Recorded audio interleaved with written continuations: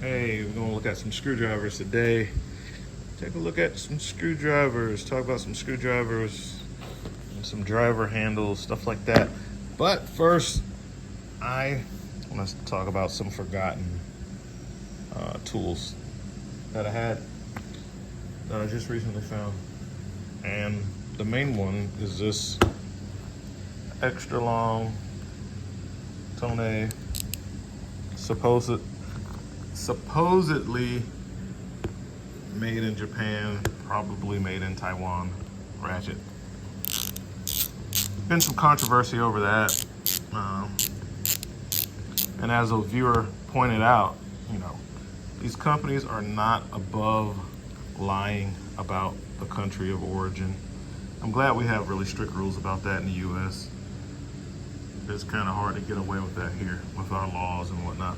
But other countries, maybe it's not that big of a deal. But they stamp Japan on this tool, and going by the way we think of our stuff, if something has a tool has USA stamped into it, we know here in the US that means that tool was made in the USA. And there's like a whole governing body behind that, and they got rules and stuff. You can't stamp it in the tool unless it's like 100% made in USA. Stuff like that, right? Which is why you'll see stuff with stickers on it sometimes that say made in the USA, and it's just on the sticker, and it's not actually stamped in the tool.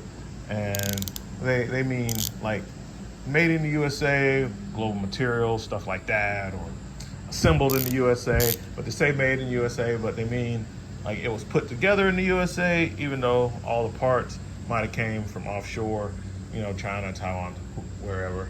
It wasn't actually fully produced here. So these ratchets, some people say they're made in Japan. It's a Japanese company, and they would have you to believe that these are made in Japan. Whether they are or they're not, don't really know. Didn't care enough to even try to research that out. But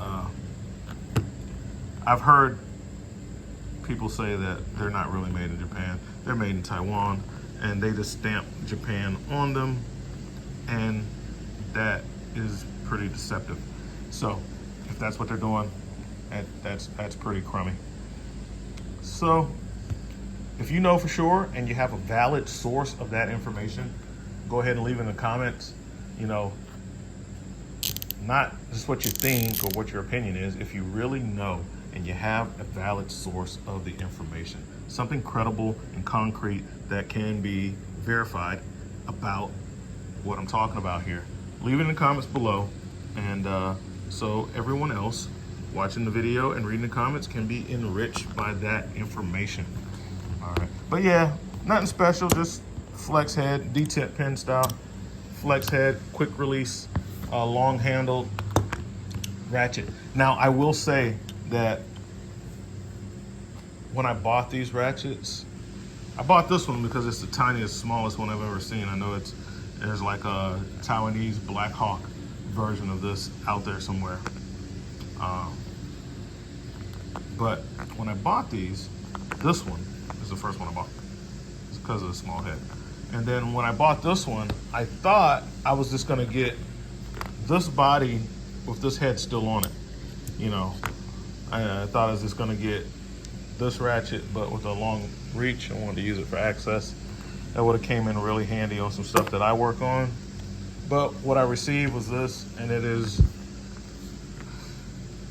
a lot larger. So I was hoping to get the 1/4" version of this and a long handle like that, but that didn't happen, so whatever. And then I put this somewhere and I didn't even use it anymore because I have ratchets of this length with that size head. And I found it tucked away in one of these slots on my Harbor Freight tool cart. And I rarely ever go into that section unless I'm grabbing a screwdriver, and I can see those. And when these sit in there, they sit so low. I never really even noticed that it was in there. So, but yeah. And well, I should put it in the drawer with the ratchets. I'll put it in the drawer with the ratchets. speaking of ratchets, this was a good tool for me, guys. This Pittsburgh, and I'll tell you why I bought it and what I use it for. Happens to be a quick release, reversible lever here. When I work on those big fifth wheels with double stacked batteries, sometimes they're triple stacked batteries, in the compartment normally where you would find a propane tank on a camper. Those trays are made out of metal and the batteries are stacked, and there's not a lot of space between the battery and that tray. And when you have to add a battery, change out a battery, it arcs out a lot right there. It's easy to do. So 2 things. I needed a very slim head 1/4 inch ratchet because the screws that hold down the battery cables are normally 15 millimeters or less.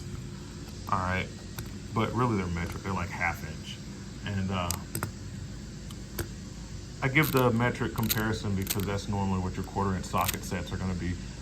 14, sometimes maybe 15 on down. That's normally what's gonna come in a 1/4 inch set. But anyway, those small fasteners on this very thin head ratchet was awesome. And the other end with the 3/8, I didn't even use that. I just used this as a handle. That bulge and that little piece sticking out made a good handle to where if I had to really reach in there, I could kind of like really use this as a handle. So it worked out very well. The other thing is, this thing is super cheap. And if it did weld itself to something and arc out on the battery as I was removing it, then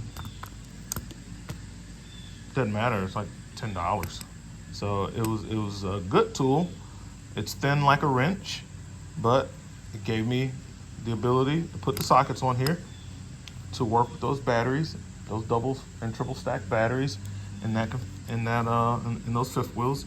And it was also sacrificial to where if it got messed up, I could throw it away. And when I had to loan out a ratchet for someone else to work on the batteries, that's why I speak about the arcing out, you know.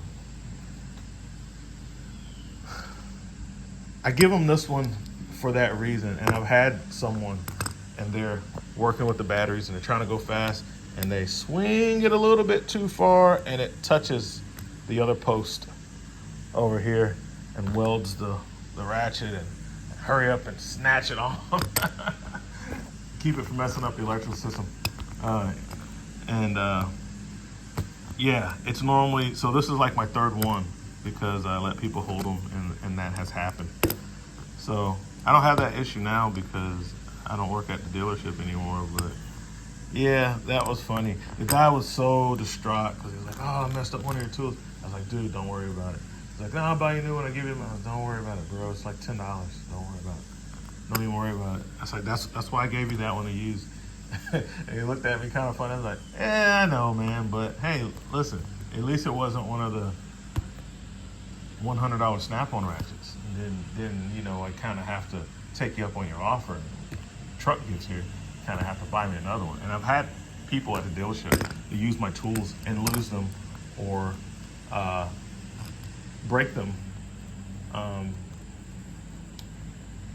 And you know, if it's abuse, sometimes they won't warranty them out. Now my Snap-on guy normally just, you know, warranties it out, but if you just burn it up or something, that's not really a warranty. But yeah, I've had some people that have to buy me some tools, mainly because they lost them. And when they find out how much they cost, they didn't want to borrow my tools anymore because they did not appreciate having to pay $75 for a pair of pliers, something like that, when they leave them in the customer's vehicle and they borrow my tools. The screwdrivers, because I'm getting way off. Now this Duralast, I like this handle, man. The handle feels really good. And this is one of my favorite drivers, the way they have these cutouts. I rest my thumb there, so I get a little more torque. This has been really good tool. I like that hard handle. And then stubby Snap-on ratcheting screwdriver. This, for me, this is good. I really like the grip on this. And I have a shorter shaft that I use on this guy. Get something to hold the drawer open.